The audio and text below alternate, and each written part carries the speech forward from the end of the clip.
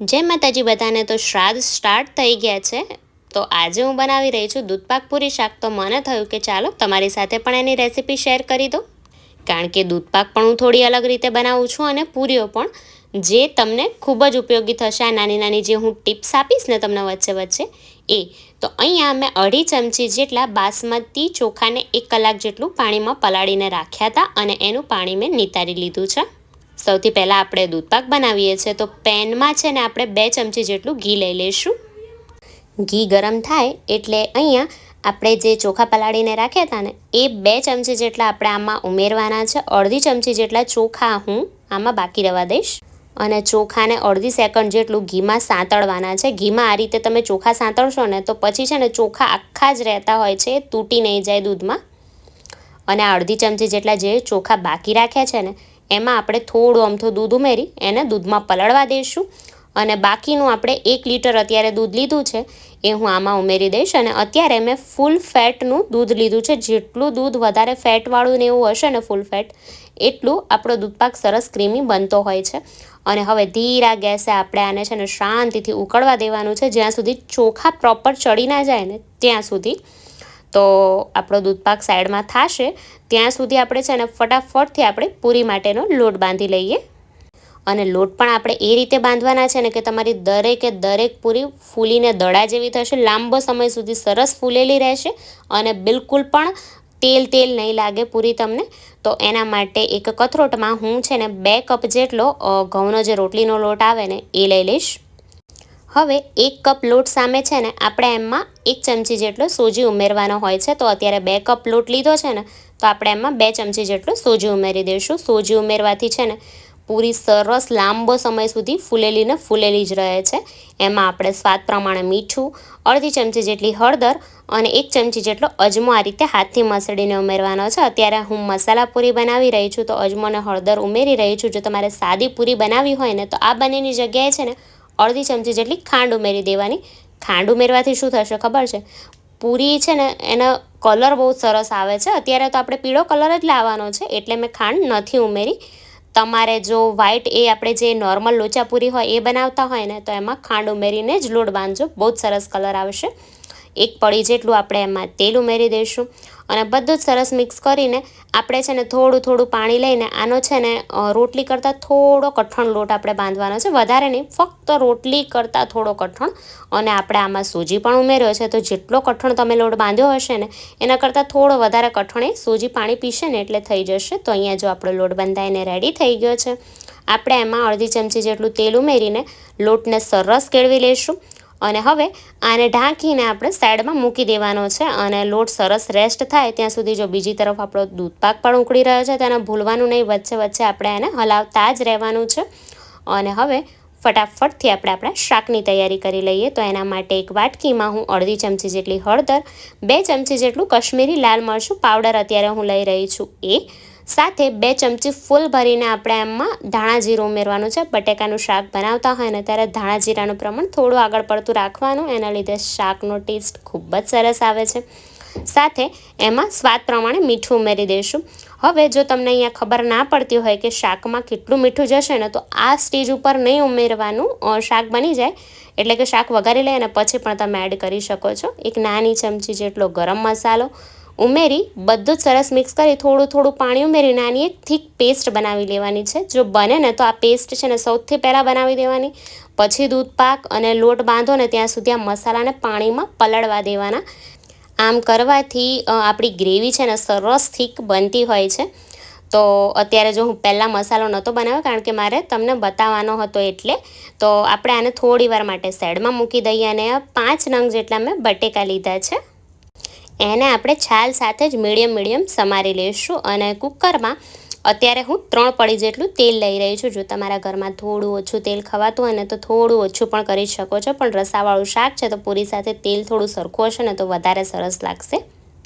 એમાં 1 નંગ જેટલું સૂકું લાલ મરચું, 1 જેટલું બાદિયું અને અહીંયા તમાલપત્ર નાના છે ને તો મેં 2 લીધા છે એ ઉમેરી દઈશું। અને જો બીજી તરફ દૂધપાક ઉકળે છે ને ત્યારે એમાં કેસરવાળું દૂધ ઉમેરી દેવાનું છે।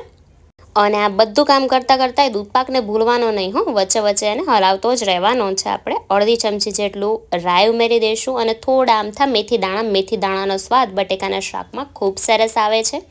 થોડી આમથી હિંગ, અડધી ચમચી જેટલું આપણે એમાં જીરું ઉમેરી દઈશું, થોડા આમથા મીઠા લીમડાના પાન અને હવે આપણે જે પેસ્ટ બનાવીને રાખીને બધી જ આમાં ઉમેરી દેવાની છે.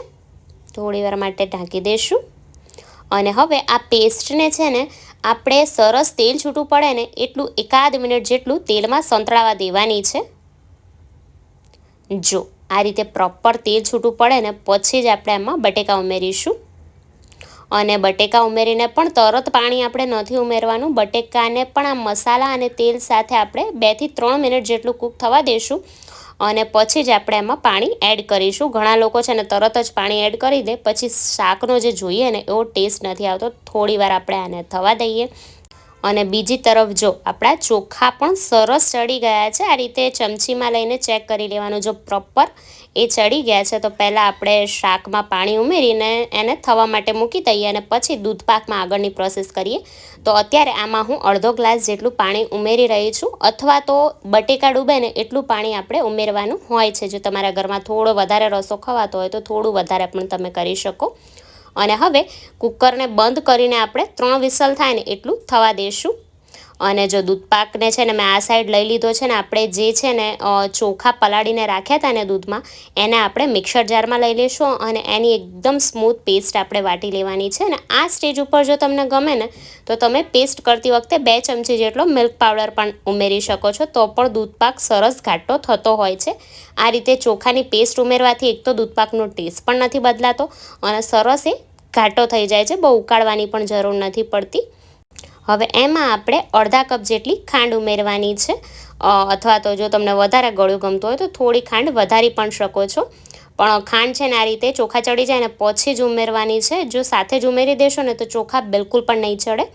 હવે આપણે જે ખાંડ ઉમેરીને એનું પાણી થશે અને પાણી બળી જાય ને એટલું આપણે દૂધપાકને ઉકાળવાનો છે. ત્યાં સુધી અહીંયા મેં છે ને સાઈડમાં તેલ ગરમ થવા માટે મૂકી દીધું છે. લોટને આપણે છે ને સરસ મસળી લેવાનો છે અને જેવો આપણે લોટ કઠણ બાંધ્યો હતો ને એના કરતાં થોડો વધારે કઠણ થઈ ગયો છે, કારણ કે જે સૂજી છે ને એને થોડું પાણી શોષી લીધું છે. આ રીતે જો પાટલીને તેલવાળી કરી લેવાની છે. એકદમ નાની નાની સાઇઝના આપણે લુવા કરી લઈશું અને ફટાફટથી આપણે આપણી પૂરીઓ વણી લેવાની છે. અને બીજી તરફ જો આપણું શાક પણ 3 સીટી થઈ ગયા તો મેં એને પણ બંધ કરી દીધું છે.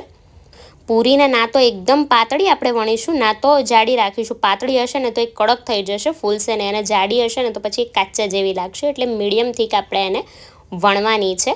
હજુ જો મેં થોડી પૂરીઓ વણી પણ તેલ હજુ આપણું આવ્યું નથી. અને આ બાજુ આપણો દૂધપાક સરસ ઉકળી ગયો છે તો એમાં હું 2 ચમચી જેટલી ચારોળી ઉમેરી દઈશ. સાથે 2 થી 3 ચમચી જેટલા આપણે એમાં અહીંયા મેં બદામ પિસ્તાની કતરણ કરીને રાખી છે એ ઉમેરવાની છે. બધું બરાબર મિલાવી લઈએ અને આમાં આપણે ઉમેરવાનું છે એક સિક્રેટ ઇન્ગ્રીડિયન્ટ, જે છે માવો. અત્યારે મેં 2 ચમચી જેટલો મોળો માવો લીધો છે. આ રીતે દૂધપાક બની જાય ને પછી એમાં ઉમેરવાનો છે.